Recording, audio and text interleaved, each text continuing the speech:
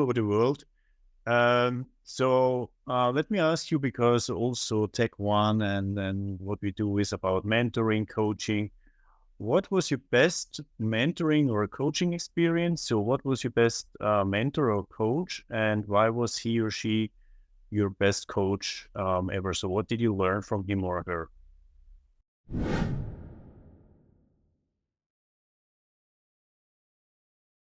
Okay, so welcome everyone again to the TEC-ONE Stories. This one is episode number 20, so it's some kind of anniversary. I'm very happy that Amdalat Jinadu is here today. She's a solo founder of a MedTech startup, so I like it very much because this is also my background, MedTech. Amdalat, please introduce yourself and explain us more about your background and also the idea of the Little Lunch Club. Yes. I'm the founder of Latch. My background is I have experience working in disability inclusion policy, advocacy, inclusion, a lot of experience studying business, working with a startup, giving me opportunities in so many accelerators, including Cambridge Accelerates and also London program. So I have a significant amount of experience in business, and that's mainly from working on the startup. And then also alongside that, I've also had experience working with the advocacy, things like auditing and compliance around disability access, government policy around disability inclusion, and looking at different demographics in terms of social disparities, caring, health, and social care. So I have experience with that family member in the UK, trying to provide my own insight in any way I can to cause positive change and improve and actual conversations about how we want to be better and be more inclusive to improve outcomes. So you have done really pretty much different jobs, different responsibilities. But how did it come that you decided to make a startup as a solo founder? I mean, I know you have partners, you work together with some other people, but you are the main force who are driving it. So how did it come, and how does it feel to be a solo founder?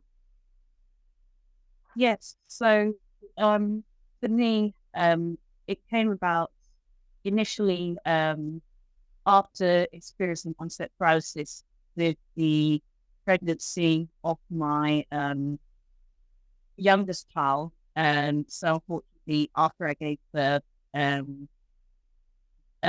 experienced onset paralysis due to a condition called transverse myelitis. It's a musculoskeletal condition. It has very, very decreased severity in terms of how people recover. In general, 1/3 might be recover, 1/3 might partially recover, and 1/3 may not recover fully, and they end up with quite significant paralysis. I am still going through a lot of recovery.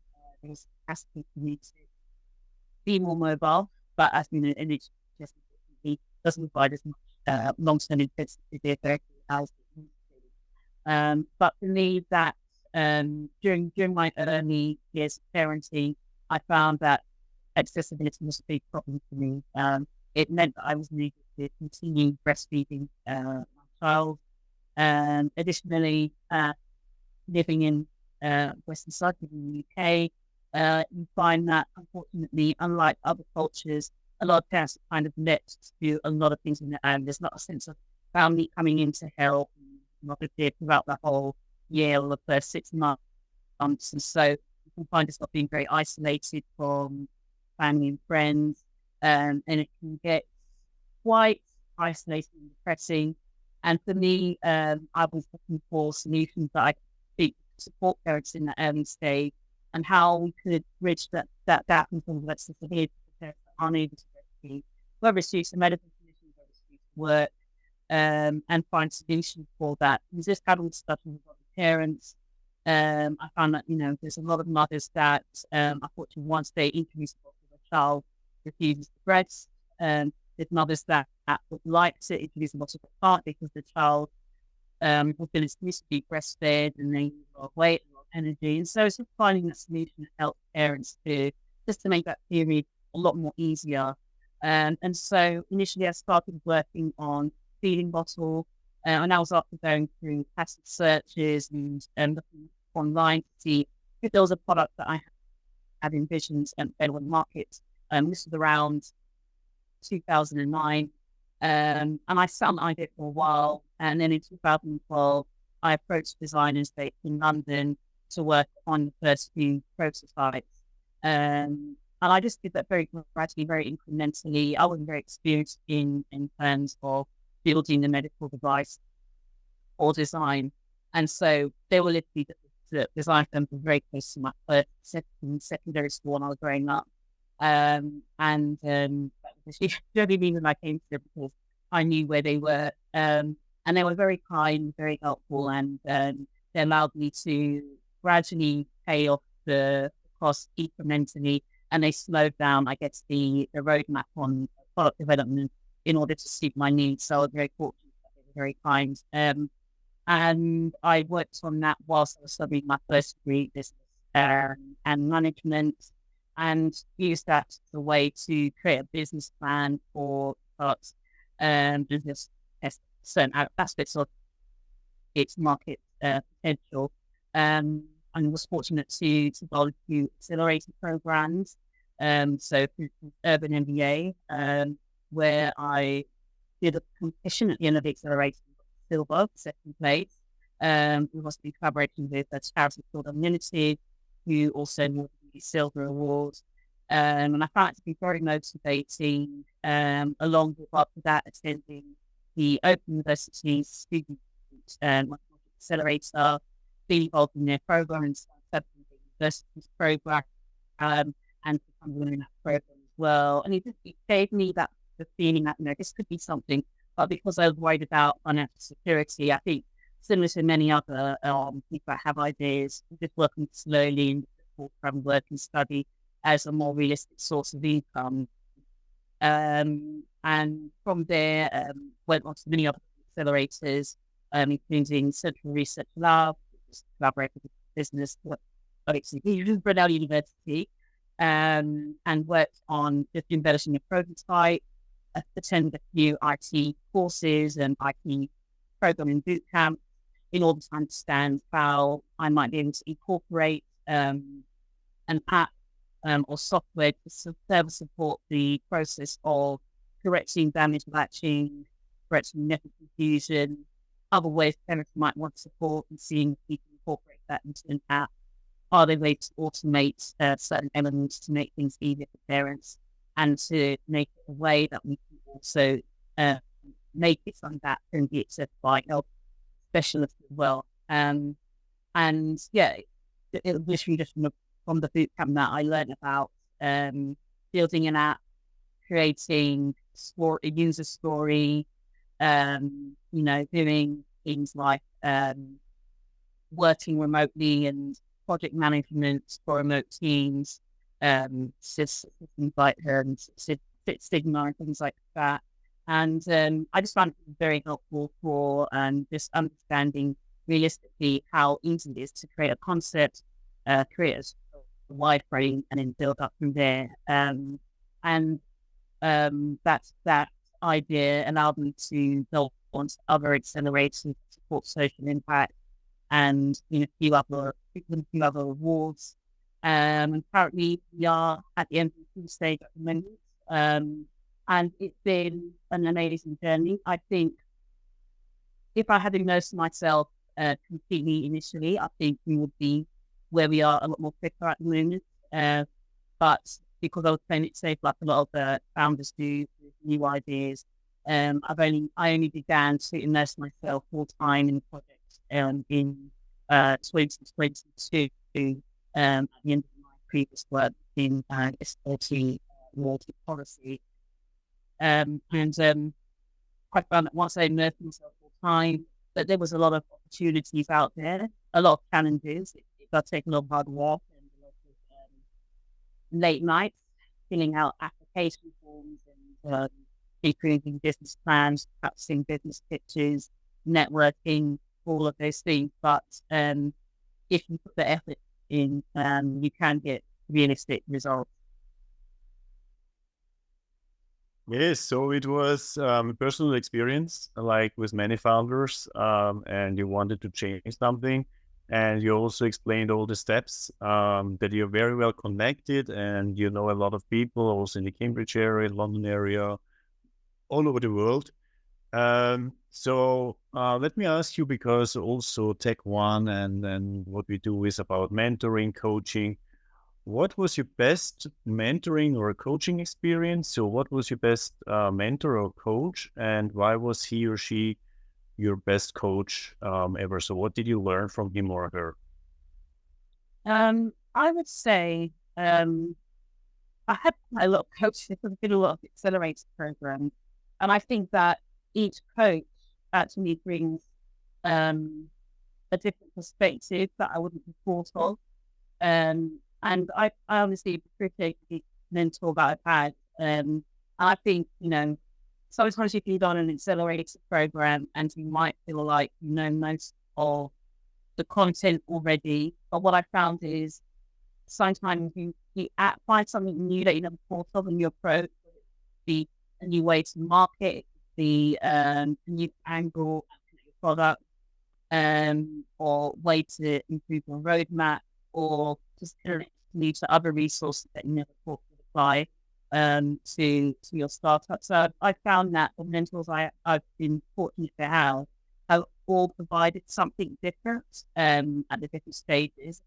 Interesting enough, it kind of matched where I've been in terms of my own level of experience. And I think the more experience you have, the more questions you're able to ask that you thought of, and then just opens up more resources. So I always think that learning is a continual process, and when you have a mentor, you're able to ask the right questions if you have prior knowledge, and it can really help to speed up the business development process. Yes. What is a good coach or mentor for you?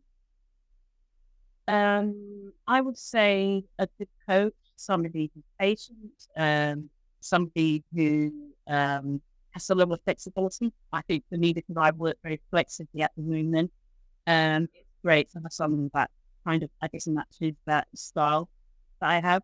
Um, Somebody that understands what I'm doing, has some experience in that field.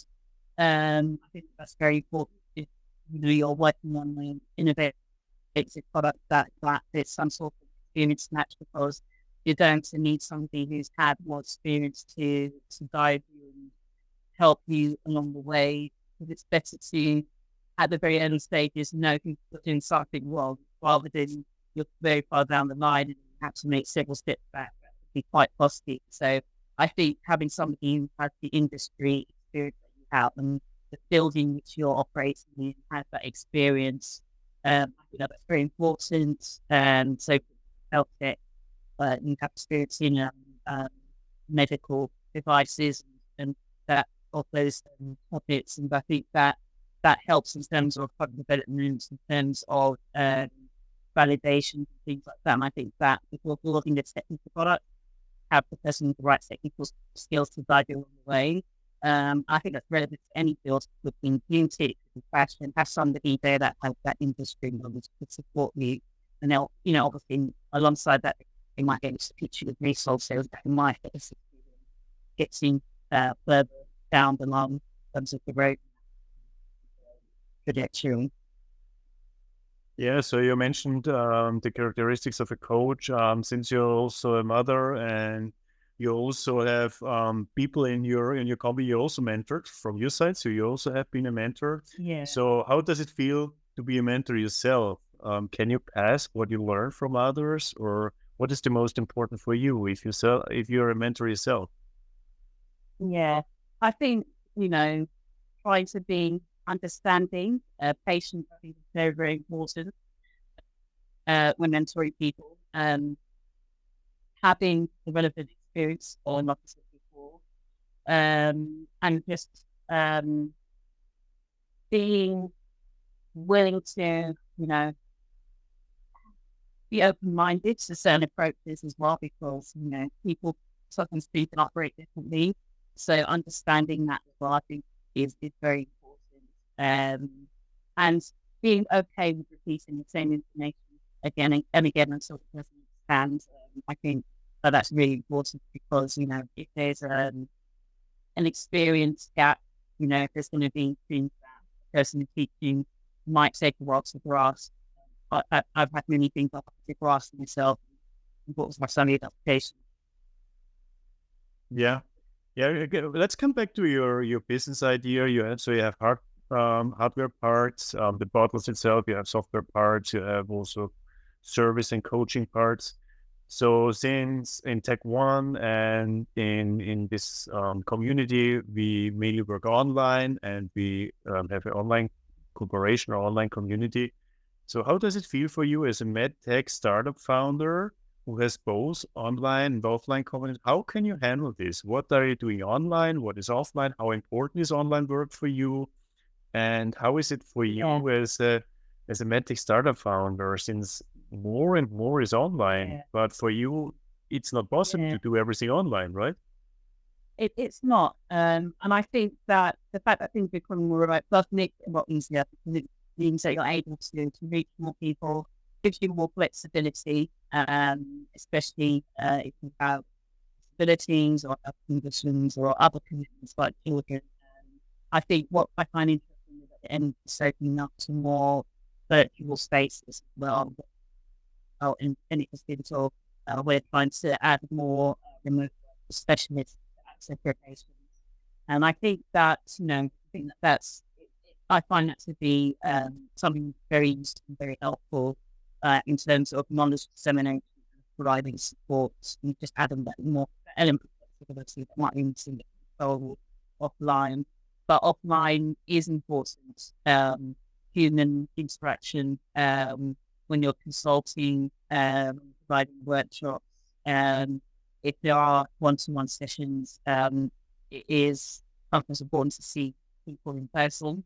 And so there's always going to be an element of that when you are providing health and social care support, um, um, looking at people from health and well-being, that human connection, it is very, very valuable. So yeah, that's one of the things I think AI will not be able to disrupt as much. Which is For sure. Yes, yes. What are the biggest challenges for you for online working or remote um, work? I would say I actually find it to be quite quite easy, because I think everybody, when we had the lockdown, everybody was enjoying working remotely for a while, and I think the only challenge is I would say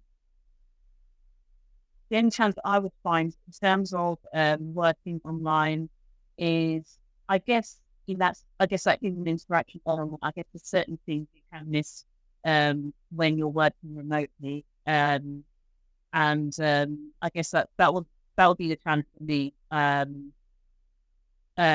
But I think that there is a lot of capacity to reach a lot of people, but I guess there are some elements where being in person is important. So, a summary or your final words, what is your advice for a founder? So I think you are for a couple of years now a founder. I do actually not know how old your company is, but a couple of years that you started with all your Yeah, vision and yeah, ideas many years ago, right? But for yeah, somebody yeah. who is completely new, who has just an idea and wants to start, what is your main advice? I would say, go for it. I think, if you have an idea and you think that it could make a positive impact in whatever field it might be, I think that understand how to do it. So educate yourself on your idea and find out about the resources available to you, because there's so many resources that are free.